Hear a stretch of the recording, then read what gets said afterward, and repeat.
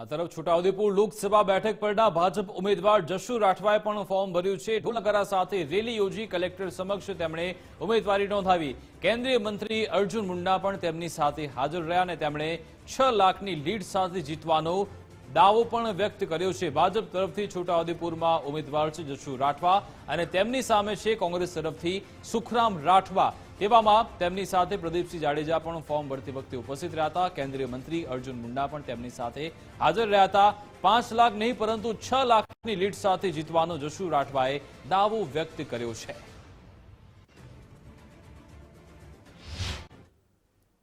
આજે છોટાઉદેપુર લોકસભાના તમામ કાર્યકર્તાઓની ઉપસ્થિતિમાં આજે અમે લોકો ઉમેદવારી પત્ર ભર્યું છે અને આજે મને પૂરેપૂરો વિશ્વાસ છે કે આ છોટાઉદેપુર લોકસભાનું કમળ અમે સૌ સાથે કાર્યકર્તાઓ મળી અને વડીલોના આશીર્વાદથી આદરણીય નરેન્દ્રભાઈ મોદી સાહેબના ચરણોમાં જંગી બહુમતીથી આપીશું। એ જગ્યા